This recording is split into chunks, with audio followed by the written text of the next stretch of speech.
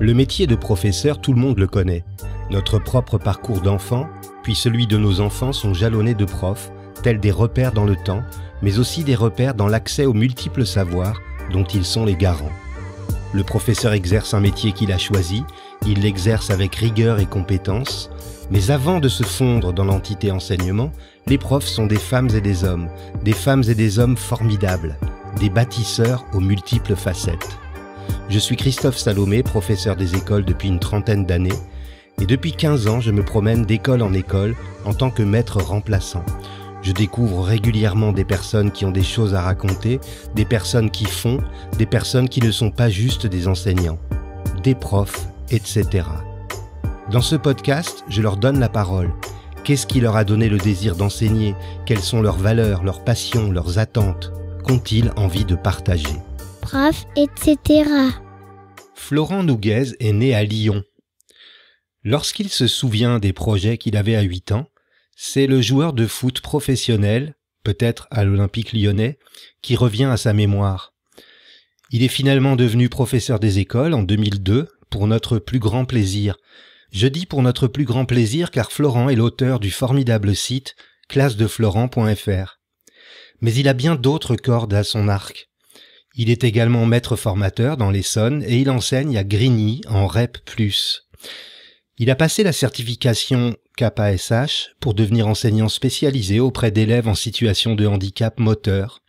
Florent a aussi exercé les fonctions d'ERUN pendant 3 ans pour finalement revenir en maternelle en parallèle de ses missions de formateur.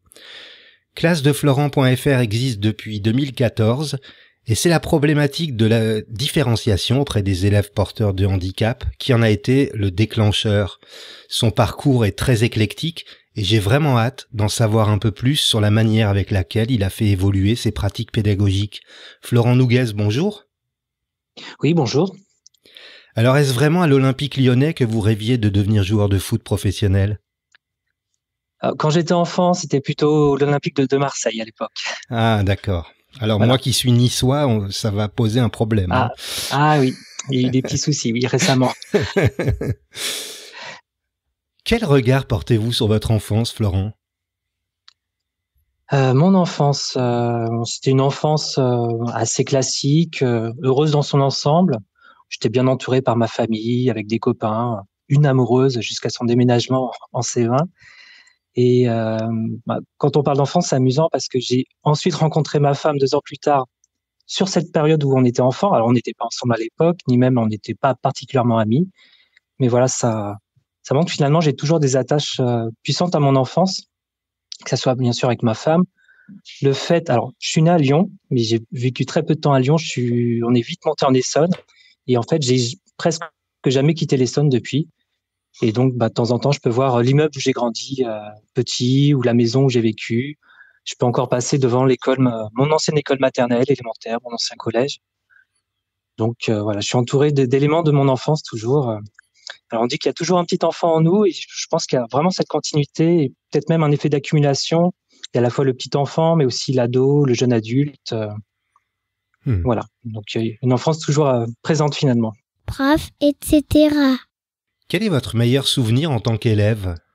En tant qu'élève, pour parler de foot, il y avait cette fameuse victoire de mon école en CM2 au tir au but face à l'école, l'autre école du village. Sinon, de façon plus classique, j'ai eu le droit, j'avais de la chance à une classe verte, une classe de neige en CM1 et en CM2, non, c'était en CM1, je crois. Et voilà, c'est des souvenirs vraiment marquants.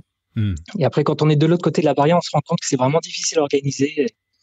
Un chapeau aux enseignants de l'époque, qui m'ont permis de vivre ça en tout cas. Alors plus tard, vous avez été quel genre d'adolescent? Adolescent, j'ai eu plusieurs facettes, je pense. J'étais plutôt discret au collège et plus affirmé au lycée. C'est la musique qui marque mon adolescence. J'ai pratiqué du piano à un niveau très modeste. J'ai aussi beaucoup écouté de la musique, différents styles. Il y avait le classique en particulier avec Bach. Il y a un morceau qui m'a bercé, c'est la chaconne en ré mineur de Bach, interprétée à la guitare par Segovia, qui m'a beaucoup accompagné, qui m'accompagne toujours. Où finalement c'est un morceau avec une base thématique, enfin une base avec des accords de base qui reviennent sans cesse, mais qui sonnent de différentes manières, qui s'enrichissent au fur et à mesure. Et voilà. Après, j'écoutais enfin aussi d'autres styles comme, je sais pas, les Beatles, les Pink Floyd de façon plus classique. Toujours pour la musique, j'avais monté un groupe quand j'étais en seconde avec des copains. On avait pu monter sur scène pour la fête de la musique. Pour nous, c'était formidable à l'époque. Voilà, c'était aussi les années théâtre. Et puis, j'avais commencé déjà à programmer en basique et puis en Quick Basic quand j'étais plutôt au collège. Je reprenais des lignes de code. C'est un petit peu comme la personne que vous avez interviewée avant, Benjamin Arsac, quand il racontait qu'il recopiait des lignes de code. C'était ça en fait. Hein. Oui. D'abord, on recopie des lignes de code, puis on s'amuse à les modifier, on voit ce qui se passe, et puis petit à petit, on comprend tel mot, ça c'est une fonction qui a tel rôle dans le programme. Ouais. Et puis, ce qui est amusant par rapport à mon site actuel, c'est que j'ai fait mon premier programme à visée éducative quand j'étais au lycée pour moi-même. Il y avait Internet à l'époque, mais c'était vraiment très peu développé. En fait, je me suis pris une note catastrophique en allemand en terminale. On était à l'approche du bac, j'avais peut-être 4/20, c'était une catastrophe pour moi. Il fallait absolument que je fasse quelque chose. Et puis, je me suis construit mon premier exerciceur pour connaître sur le bout des doigts les déclinaisons des verbes ou des listes de vocabulaire. J'ai vraiment passé des heures. Alors, la programmation ça remonte à très longtemps, mais j'ai passé des heures à ensuite m'exercer. Et puis, finalement, j'en suis très bien sorti au bac en allemand. Alors, après, faut être honnête, en anglais, c'était moins concluant. J'ai fait la même chose en anglais. Alors, autant en allemand, j'ai fini à 16, mais en anglais, c'était 12. Bon. Comme quoi, le par cœur, c'est important, mais c'est pas toujours suffisant. Voilà. Quand vous évoquez tout ça, on sent que peut-être il y a déjà eu là une influence sur le choix du métier de prof et de formateur que vous exercez aujourd'hui, non ? Comment dire ? C'est peut-être plutôt mes passions de l'époque qui influencent sur le professeur que je suis actuellement, où je crois à l'importance de la musique. Toujours, là, je suis en maternelle, mais si on peut faire 30 minutes de musique par jour, je trouve ça parfait. Ouais. J'en suis pas toujours là. La programmation, comme vous l'avez souligné, il y a mon site éducatif. En fait, oui, il y a des éléments qui remontent à l'adolescence, qui sont toujours présents dans ma vie d'adulte et en tant que professeur. Vous êtes devenu enseignant en 2002. C'est ça. Ce choix s'est imposé, oui, c'est ça. Hein. Et ce choix s'est imposé à partir de quel moment dans votre parcours lycéen ou étudiant ? C'est plutôt en tant qu'étudiant. En fait, je participais à une association qui s'appelle les Petits Frères des Pauvres. Et on était un groupe de jeunes dans cette association.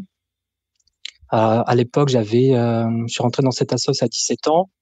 Et puis au fur et à mesure des années, j'ai sympathisé avec un enseignant du primaire qui préparait son CAFIPEMF. J'ai vu la personne passionnée ça m'a tiré vers le métier. Donc, et ce qui est bien, c'est que j'ai gardé vraiment contact avec cette personne. À la fois pour passer le concours, mais aussi quand moi-même j'ai passé le CAFIPEMF, j'ai demandé à ce qu'il soit mon tuteur. Ouais. Et ça s'est bien fini. Voilà.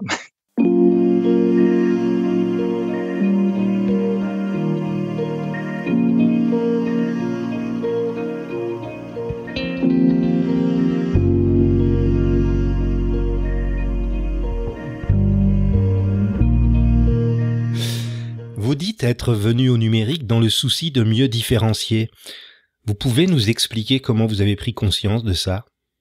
Oui, alors dans mon parcours, c'est vrai que j'ai eu plusieurs phases.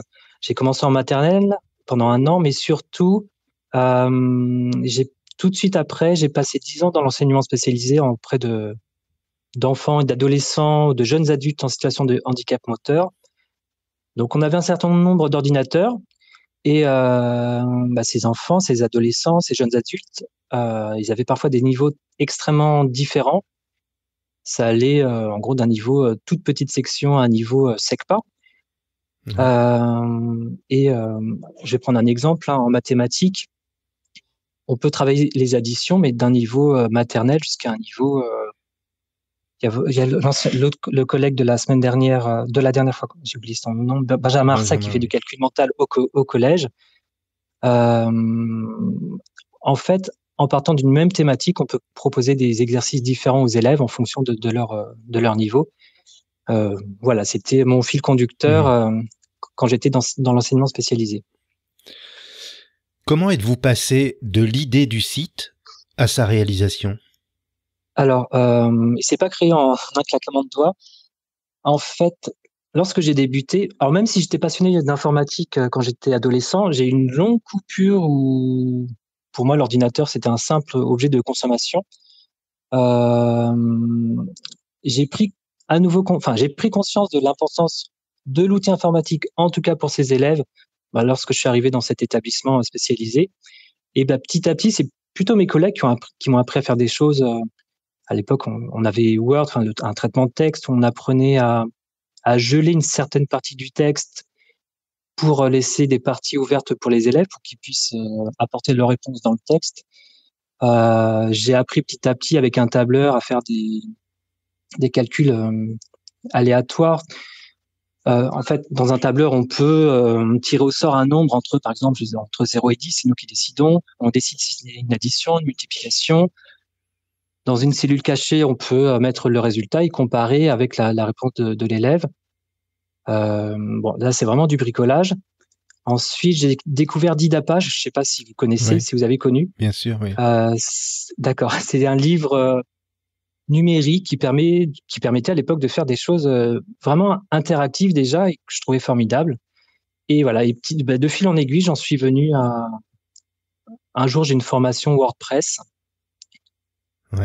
C'est vraiment orienté blog, mais à un moment, le formateur, il a vaguement évoqué le JavaScript, et là, ça fait tilt dans ma tête par rapport à tout ce que je faisais déjà en classe. Et oui, et si je montais un site pour mes élèves? Alors voilà, j'ai commencé par du calcul mental. J'avais fait à l'époque aussi de la conjugaison.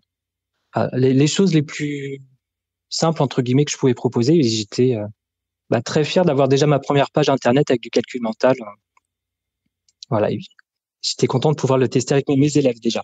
Prof, etc. Votre site classe-de-florent.fr couvre les 3 cycles de l'école primaire. Est-ce que c'était quelque chose que vous aviez prévu dès le départ? Bonne question. Lorsque j'étais dans l'établissement, c'était plutôt orienté à cycle 2, cycle 3. La maternelle, c'est venu par la suite, de mémoire. J'ai pas l'historique complet. Ouais. Faudra que je me refasse tout l'historique. C'était d'abord du calcul mental, un peu de conjugaison. J'ai commencé à faire des petits jeux type memory. La maternelle, je crois que c'est venu au moment où je suis revenu en maternelle, tout simplement. Une des particularités de votre site, c'est qu'il comporte un très grand nombre de jeux. Vous nous direz combien. Oui. Est-ce que pour vous, apprendre, c'est jouer? En maternelle, c'est la première modalité d'apprentissage, c'est apprendre en jouant. Et c'est, comment dire, on peut pas proposer une feuille de calcul mental comme ça à des petits, c'est pas possible. Il va falloir un support, un minimum ludique. Et voilà, pour faire écho à ce que disait Benjamin Arsac, plus on a des niveaux petits, cycle 1, cycle 2, plus il faut être imagé, plus oui, effectivement, c'est compliqué de construire des pages ludiques, intéressantes, attractives pour l'enfant, tout en ayant un contenu pédagogique derrière. Voilà. Et pour le nombre de jeux, alors j'ai reconstruit une base de données pour avoir un maximum de vues sur l'ensemble de mes exercices et de mes jeux. En tout, je suis à plus de 400, mais dans les plus 400, il y a aussi les exercices. Donc, le nombre de jeux, je pourrais pas dire exactement. J'ai souligné ce point parce que en parcourant votre site et en l'utilisant parfois, j'ai pris conscience de l'énormité du travail qu'il y avait derrière, et le nombre d'applications, de jeux est vraiment énorme. Donc je pensais que c'était important de souligner ça. Et 400, quand on parle de 400 jeux, on se rend compte de l'étendue du travail. Et ça part de 2014, on est en 2021, donc même s'il y a une année ou deux où j'étais moins actif sur le site, c'est un travail de long terme finalement. Mmh. Et voilà, il y a des vieux jeux que j'ai fait en 2014-2015 qui ont toujours du succès. Je suis un peu étonné parce que la mise en page est vraiment pas terrible. Je pense au jeu du pendu, un jeu tout Ouais, bête, hein, ouais. où j'avais fait un jeu aussi de mémoire musicale qui fait partie, je sais pas, du top 5 ou du top 10 des applications, enfin des pages où j'ai mes visiteurs. Alors, le jeu de la mémoire musicale, c'est inspiré d'un vrai jeu. On a 4 zones Ouais. et pour chaque niveau, on a d'abord une première note.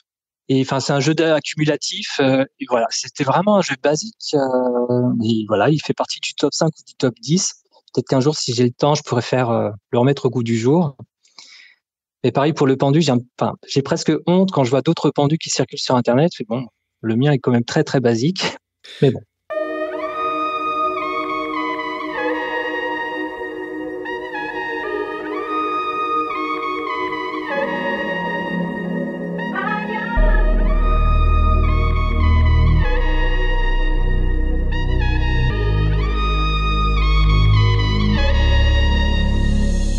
Alors, ce que je trouve très intéressant, c'est que la plupart des jeux que vous proposez sont utilisables, par exemple, dans les ENT ou encore pour construire des parcours dans un Geniali, des choses comme ça. Est-ce que vous avez délibérément voulu permettre cette réutilisation ou pas? Non, mais c'est tant mieux. C'était pas forcément voulu de ma part. Après, ce que je trouve important, c'est de pouvoir donner ce pouvoir, cette forme de liberté aux enseignants. J'essaye au maximum, par exemple, enfin au maximum, quand je peux, de pouvoir, je fais ce programme qui est disponible sur mon site et quand il a vraiment un succès particulier, j'essaye de le rendre disponible hors ligne. Ouais. Voilà, qu'il soit à disposition des enseignants. Je pense déjà aux enseignants qui n'ont pas accès à Internet dans les classes ou pour qui l'accès est capricieux. Oui, ce qui est encore Euh, beaucoup le cas en maternelle, on peut le dire. ouais, moi je compte pas sur Internet. Quand j'utilise Internet en classe, c'est avec mon téléphone, hein, pour Ouais, être sûr ouais. que ça fonctionne. Ouais. Donc ouais, c'est pas forcément pensé, mais cette idée me plaît qu'on puisse réutiliser ce travail dans des Geniali ou dans des parcours d'apprentissage. Ça me plaît. On parle régulièrement de la fluence lorsqu'on évoque les compétences en lecture. Vous proposez des jeux de fluence nombre. Quelles sont les Oui, plus-values de tout à ces fait. exercices de fluence nombre pour vous? Alors déjà, il y a un petit historique par rapport à ça. C'est au sein de ma circonscription, mon inspectrice et l'ancienne inspectrice maternelle nous avaient réunis pour accompagner des écoles. Et à un moment, elles avaient évoqué justement cette fluence sur les nombres, comme quoi c'était une compétence importante pour développer les mathématiques. Et ça m'avait travaillé. Hmm. Et en parallèle, j'avais découvert les Nooms de Brissot. Je ne sais pas si vous Oui, connaissez. oui, oui. Et justement, les Nooms travaillent aussi cette fluence. Hmm. Donc les Noops, normalement, c'était pour des CP. Moi, j'ai des grandes sections. J'avais quand même, lors de l'année d'expérimentation, j'ai pu tester au moins les premières séances et je me suis amusé entre guillemets à. J'ai fait le contraire de ce que je fais d'habitude. D'habitude, on fait des activités classiques puis on les transforme en numérique. Là, j'ai fait le contraire. Je suis parti des activités numériques des Noops pour en faire des activités matérielles pour mes élèves. Et c'était avant le Covid, c'était en 2019, je m'en souviens très bien. Pour moi, c'était assez créatif dans ma tête, donc c'était assez chouette et de pouvoir partager ça et Mhm. de voir aussi mes élèves étaient fans, hein, que ce soit les Nooms sur tablette ou en matériel de manipulation ou d'observation. J'ai trouvé ça très, très, très chouette pour tout le monde. prof, etc. Vous proposez également une multitude d'activités autour des bouliers, en permettant ainsi aux élèves, grâce au numérique, de manipuler. Le numérique est-il selon vous indispensable si l'on veut pouvoir parler d'école inclusive? Bonne question. Ça, je ne sais pas. J'ai une autre parenthèse par rapport au boulier. C'est Laurence Lecorf qui est très très active sur Twitter, Oui. qui est à l'origine de la méthode MHM en maternelle en collaboration avec Nicolas Pinel. Et c'est elle tout simplement qui m'avait proposé de faire un boulier pour en lien avec MHM maternelle. Et moi, une fois que j'avais fait ce boulier, finalement, je l'ai développé. Je me suis dit, une fois qu'on a fait un boulier pour la maternelle, on pourrait très bien le prolonger pour des niveaux élémentaires, voire collège. C'est un petit peu ce que j'évoquais quand j'étais dans mon établissement. On part d'un même thème et finalement, on donne différents niveaux de difficulté. Donc, je me suis amusé avec ces bouliers à les développer pour différents niveaux. Ouais. Et par rapport à l'école inclusive, c'est vrai que j'en viens en plus, mais j'avais pas pensé les choses sous cet aspect. Votre site est mis en lumière très souvent par les formateurs. Est-ce que vous pouvez nous donner quelques chiffres sur les statistiques de fréquentation ? Oui, alors comme on me pose souvent la question, du coup, je me suis permis de tout noter depuis les débuts. Alors en 2014, mon site il avait un autre nom. C'est en 2015 où j'ai transformé mon site, je l'ai mis chez OVH et j'ai vraiment appelé Classe de Florent. On est parti de 2000, puis 14 000, puis 25 000. 2018, on est à 47 000. Ça monte encore en 2019 à 72 000. Alors quand je dis 72 000, c'est des visiteurs par an. C'est pas c'est pas des chiffres cumulés depuis la naissance du site. C'est des chiffres Non, par non, année. c'est pas non, je cumule même pas. C'est par année. Okay. Donc 72 000 en 2019, ça fait à peu près 200 par jour. Ouais. Et donc, il y a eu le boom du confinement où de 72 000, on passe à presque 500 000. Ouais. Voilà, ça fait une moyenne à 1300 par jour et il y a eu un pic à 14 000. Alors, je sais plus, c'était en mars ou en avril. Où voilà, le site a quand même tenu le coup. Voilà. Et bon, le confinement s'est calmé, heureusement, tant mieux pour tout le monde. Et là, je suis à 250 000 pour 2021. Et ce que je trouve amusant aussi, entre guillemets, c'est que j'ai beaucoup de monde qui vient du Canada. Et j'ai remarqué en 2019, j'ai même une majorité de Canadiens par rapport aux Français. Voilà. Là, par exemple, pour cette année, j'ai à peu près 25% de Canadiens. Donc voilà, j'ai même été interviewé il y a à peu près un an par des pédagogues alors pas du Québec, mais on parle français aussi dans d'autres provinces du Canada. Ouais. Donc j'ai trouvé ça amusant et voilà. Autre point à souligner, votre site est gratuit et sans publicité. Comment financez-vous ce projet ? Je l'ai financé par moi-même. Tous les ans, je payais une cinquantaine d'euros. Alors je paye toujours une cinquantaine d'euros à OVH. Alors, je précise juste pour la publicité, depuis 2020, parfois, je fais des partenariats où, en gros, je suis payé pour faire un article qui dure 3 mois. Par contre, je le mets toujours en évidence que c'est un partenariat. D'accord. Pour être parfaitement honnête avec tout le monde. Donc, il y a eu d'abord ce partenariat. J'avais fait aussi une cagnotte Litchi qui est toujours en cours. Ouais. Les gens étaient particulièrement généreux sur le premier confinement. Ouais. Et puis, il y a le soutien de l'association AFTRN, c'est l'association des formateurs du numérique. Ouais. Depuis là. Comme Benjamin Arsac, c'est pareil. Exactement.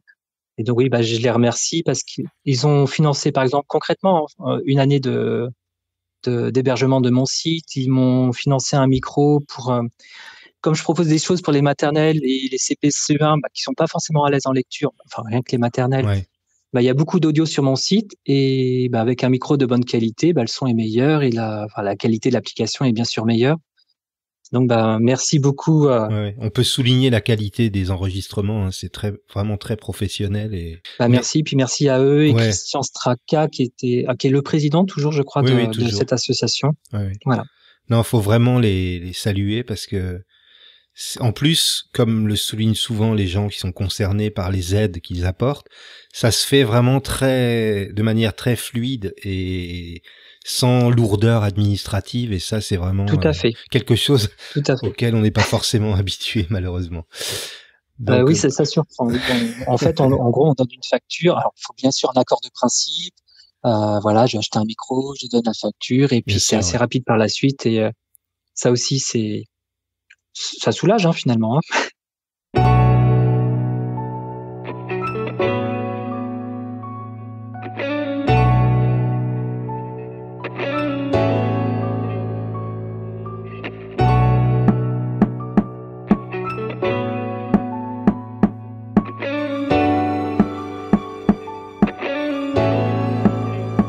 De quelle manière utilisez-vous votre site ? Est-ce exclusivement une utilisation en classe ou y a-t-il également des prolongements dans les familles à la maison ? En classe, j'ai commencé à l'utiliser surtout avec des tablettes. J'ai la chance d'avoir des tablettes. Et comme je l'expliquais tout à l'heure, j'utilisais une connexion Internet avec mon téléphone. Ouais. Par contre, il fallait configurer les tablettes pour qu'ils n'aillent pas sur d'autres sites. Donc, il y a tout un système de liste blanche, liste noire. En fin d'année, je pouvais ramener un ordinateur et on jouait au jeu de la Bibotte. Ouais. Bien sûr, on avait joué pour de vrai à la Bibotte ou son équivalent Jacques la souris robot. Ouais. Et voilà, un de mes top jeux que j'ai fait sur mon site, c'était l'adaptation numérique de la Bibotte. Ouais, ouais. Et Babybot pour plus simple pour la maternelle. Et voilà, en fin d'année, il y a quelques années, on pouvait utiliser l'ordinateur pour faire bouger la Bibotte. Mm-hmm. Après, il y a eu la période Covid, forcément, où j'ai créé une page spécifique pour la continuité maternelle, en fait pour la grande section, qui était d'abord pour mes élèves, mais finalement qui a été beaucoup utilisée par d'autres personnes. Mais c'est pas que c'était le but, mais voilà, comme je partageais, donc si ça servait à d'autres personnes, tant mieux. Mm-hmm. Donc il y a eu ce prolongement forcément pendant en 2020 et en petite partie l'an dernier, même si c'était très très court.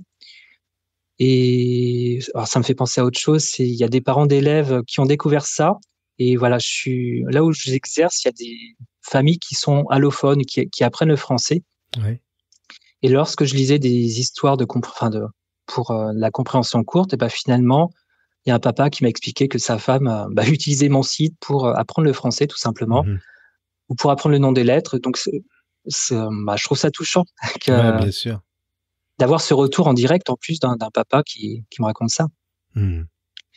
Donc voilà, il y a cette utilisation. Et puis, depuis quand? Depuis le début de l'année 2021, je me suis rendu compte que finalement, faire des applications spécifiques Android, c'était bien. Donc, je m'y suis vraiment penché en février, pendant les vacances de février. Pour la petite histoire, c'est une enseignante en maternelle dans un département voisin qui m'expliquait, la Bibotte, c'est très bien, c'est hors ligne, tout ce qu'on veut, mais sur ma tablette, ça fonctionne pas. Parce qu'il fallait télécharger, il fallait l'utiliser d'une certaine manière. Donc, je me suis intéressé à comment fabriquer des applications Android.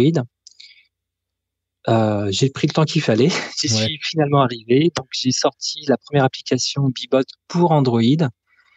Et voilà, j'en ai sorti 2 autres, Le Monstre Raconté. Puis là, tout récemment, une fabrique de phrases. C'était hier finalement. Ouais. Et finalement, je trouve ça plus simple dans mon utilisation en classe. Ouais. C'est-à-dire, concrètement, j'ai un groupe d'élèves, j'ai 5 élèves. Alors, ces 5 élèves, pendant 15 minutes, ils vont faire Le Monstre Raconté, par exemple, ou bientôt la fabrique de phrases. Et j'ai programmé de telle manière ce qu'il y a un retour sur ce qu'ils ont fait. Ouais. Pour la fabrique de phrases, si, je sais pas, ils vont fabriquer 6 phrases, et la tablette va mémoriser les 6 phrases qu'ils ont fabriquées. Alors, mémoriser le temps de l'application. Dès que l'application est fermée, tout s'efface. Ouais. Par rapport au RGPD, je sais qu'on est très attentif là-dessus. Donc là, il n'y a aucun souci pour le RGPD. Donc voilà, depuis quelques mois, je m'intéresse à tout ce que je peux transformer en application Android, pour que ça soit plus simple, déjà pour mon utilisation en classe. Après, je sais qu'il y a d'autres personnes qui ont la chance d'avoir des TNI ou des VPU. Alors, c'est pas mon cas là en maternelle. C'était mon cas quand j'étais dans mon établissement spécialisé il y a quelques années. Donc, c'était super chouette, mais j'ai pas cette chance. Mais je sais que certains enseignants en maternelle ou cycle 2, peuvent utiliser mes applications avec, par exemple, un vidéoprojecteur. Un temps d'un regroupement, on fait, par exemple, l'affluence sur les nombres ou Le Monstre Raconté. Ouais. Il y a cette utilisation par d'autres collègues en classe.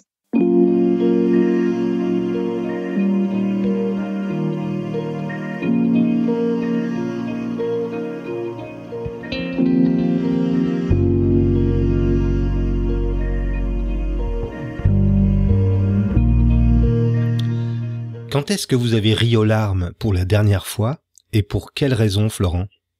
Je vais être un peu vague. Déjà, c'est rare, c'est trop rare. Le souvenir d'avoir ri aux larmes, c'était avec mes enfants quand ils regardaient une série Netflix familiale. Et je ne saurais même plus quel est le nom de la série, quelle était la situation, mais voilà. Okay. On va dire que c'est trop rare et voilà. Ouais. Pouvez-vous me citer un moment préféré de votre journée, qu'il soit professionnel ou plus personnel? Ce qui revient le plus régulièrement, ça peut être, quand je me retrouve au calme, que ça soit quand je me lève, si je me réveille très tôt le matin ou si j'ai la forme de rester en éveillé le soir, où je peux réfléchir tranquillement à mes projets. Mais ça peut être aussi quand on se retrouve en famille, non pas pour manger forcément, mais pour, en ce moment, on est très jeux de société, donc c'est un moment en famille qui est chouette. Il y a pas de moment précis, parfois le week-end, ça peut être le temps du midi, de l'après-midi ou ça peut être le soir. Ouais, c'est des moments chouettes. Prof, etc. Quelle valeur a aujourd'hui le plus de sens pour vous? Ce qui fait le plus de sens, je dirais la créativité. Ouais. J'aime beaucoup créer, que ça soit, on en a beaucoup parlé sur des applications, mais voilà, quand j'étais adolescent, quand je faisais beaucoup de musique, j'adorais aussi créer des morceaux de musique. J'ai un petit peu réactivé cet aspect-là quand je suis un peu perdu dans les années. Au premier confinement, j'avais collaboré avec Sophie Gazelle, qui alias Petite Graine. Ah On oui. avait créé le personnage de Joséphine. Mhm. Donc elle avait apporté tous les dessins. Et moi, je me suis dit, c'est l'occasion de refaire un peu de musique, de faire de la créa. Mais voilà, c'est finalement le seul moment, mais c'était un moment à la fois intense et j'ai beaucoup aimé ces soirées à passer à créer de la musique, que ce soit sur mon piano ou j'ai appris sur mon iPad à utiliser, alors je sais pas comment on prononce, GarageBand. J'ai découvert ça et voilà, j'ai trouvé ça chouette de pouvoir créer des univers sonores par rapport au dessin de la collègue. Une autre valeur, en plus de la créativité, je dirais l'autonomie, la prise d'autonomie, que ça soit chez l'enfant, l'adolescent ou même chez les adultes, puisque je m'occupe de stagiaires. Pour moi, un des questionnements récurrents, c'est, comment donner le pouvoir à celui qui est en face de moi, que ça soit en classe ou ce que j'évoquais sur mon site, je propose une application, d'accord, mais parfois, je me demande comment, donner le pouvoir, à celui qui est derrière l'ordinateur. Je pense par exemple quand j'ai créé les Bbots, enfin, j'ai pas vraiment, quand j'ai, créé l'application, Bibot sur mon site, bon, c'est bien beau de proposer des niveaux, mais ce que je voulais aussi, c'était proposer un générateur de parcours. À l'époque, j'étais influencé en fait, je suis assez influencé par Nintendo, Mario et à l'époque, il y avait un jeu qui s'appelle Mario Maker où on fabriquait nos propres niveaux de Mario et je me suis dit: «On va faire, Bibot Maker», voilà et voilà, j'étais assez fier de pouvoir proposer ça aux internautes qui le voulaient, de pouvoir créer leur propre parcours. Voilà, j'ai cet exemple, mais j'essaye, régulièrement de pouvoir, donner, que l'internaute puisse générer à partir d'une application que je donne, d'un site, d'une page web, le pouvoir de pouvoir changer certaines variables. Voilà et si je retourne en classe, pour l'autonomie, hem, c'est par exemple donner les moyens à l'enfant moi ce que j'adore en grande section, c'est de les voir écrire des mots, alors que ça soit en copie ou en écriture approchée, en écriture, tâtonnée. Qu'ils puissent écrire, inventer des phrases. J'ai évoqué les fabriques de phrases.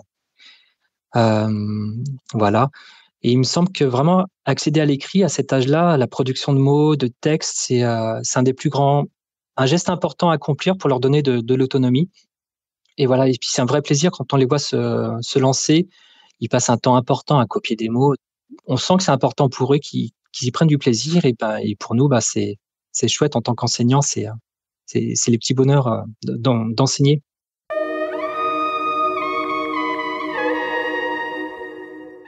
Quelle compétence ou capacité qui vous rend bien des services dans votre vie vous rend un peu fier? Hem, quelle compétence me rend fier? Je dirais, je vais être un peu plus général, en ce moment, c'est cette capacité à naviguer entre, l'univers enseignant et l'univers de la programmation et je dirais même jusqu'au design. Quand je Ouais. dis design, c'est la capacité à rendre accessible et lisible des informations, sur un écran pour le coup. Voilà, c'est d'être à cheval sur ces 3 univers, la pédagogie, la programmation et le design et quelque part à pouvoir traduire en des souhaits pédagogiques dans un programme accessible, pour un enfant, pour un adolescent. En ce moment, je suis assez fier de ça.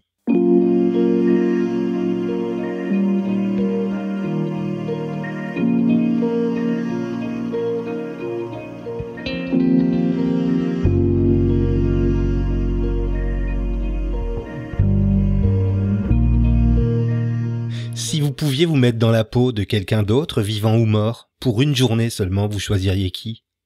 J'adore Muse, donc je dirais Matthew Bellamy. C'est un groupe vraiment très créatif qui dure depuis 20 ans, qui sait faire des morceaux autant pour la radio ou des morceaux qui transportent. Alors, j'ai un anglais catastrophique, je vais pas citer de titre, mais il y a des tas d'albums de Muse qui ont des univers propres qui me transportent complètement. Et voilà, quand je programme, j'écoute souvent du Muse. Il y a des écrivains, parfois, je sais plus quel écrivain dit, voilà, pour écrire ce livre, j'ai écouté telle musique. Moi, je pourrais dire la même chose. Quand j'ai programmé ça, finalement, j'ai écouté ça. Voilà, donc pour tout l'aspect créatif de ce groupe, oui, quelques heures dans la peau de Matthew Bellamy, pour être dans l'univers créatif, ce serait chouette. C'est vrai que la musique a cette capacité d'imprimer, de fixer des souvenirs parfois. Et c'est vrai, quand j'écoute un morceau de musique, je me dis ça c'est tel souvenir, telle année, effectivement. Comment définissez-vous le succès ? C'est le fait, alors je vais être concret, c'est le fait de pouvoir être repris par d'autres personnes et des personnes qui ont une certaine écoute. Là, par exemple, je parle concrètement de le Café Pédagogique qui reprend régulièrement certaines de mes publications, certaines de mes applications, où à chaque fois, j'en suis très très fier. C'est Stanislas Dehaene pendant le confinement qui, tout d'un coup, a parlé de mon site sur Twitter. Puis j'ai appris après coup qu'il avait évoqué mon site sur France Inter. Donc là, c'était waouh. Voilà, des personnes qui peuvent être opposées à Stanislas Dehaene, le Café Pédagogique, mais voilà, qui parlent de mon travail et je suis fier. Oui, c'est bien sûr. Voilà. Vous associez finalement le succès à une certaine forme de reconnaissance. Voilà, oui, c'est ça. Malheureusement, on est déjà à la fin de cet entretien, mais j'ai une dernière question à vous poser. Qu'est-ce que vous vous souhaitez pour les 2 prochaines années ? Je viens de me marier et on aimerait bien partir en famille, loin au soleil, type les Seychelles ou quelque chose comme ça. Voilà. Et plus d'un point de vue plus professionnel, ça serait pouvoir signer un partenariat ou un contrat avec une maison d'édition. Sans rentrer dans les détails, on se tourne autour pour l'instant. Donc j'aimerais bien que ça se concrétise avec quelqu'un. Voilà. C'est pour assister à nouveau à un concert de Muse. J'avais assisté en 2019 au Stade de France et c'était une surprise pour moi. C'était un très beau cadeau qu'on m'avait fait, un cadeau surprise. Et si on peut recommencer, c'est chouette. Voilà. Et peut-être trouver du temps pour me remettre au piano, mais je crois qu'on ne peut pas tout faire en même temps. Et voilà, il faut faire des choix. J'espère que tous ces souhaits se réaliseront. Et il me reste à vous remercier, Florent, d'avoir accepté mon invitation. Merci à vous. Je mettrai le lien vers votre site, classedeflorent.fr, en description de cet épisode. Si vous aimez Prof, etc., n'hésitez pas à vous abonner sur votre plateforme de diffusion préférée, Deezer, Spotify ou Apple Podcast par exemple. Si vous avez envie de m'aider, vous pouvez m'offrir des étoiles, 5 de préférence sur l'application Podcast depuis un iPhone ou un iPad, ou sur iTunes depuis un ordinateur. Vous pourrez également laisser un commentaire. Si vous avez envie de partager vous aussi votre côté, etc. avec les poditeurs, écrivez-moi sur Twitter ou sur la page Facebook de Prof, etc. À vendredi.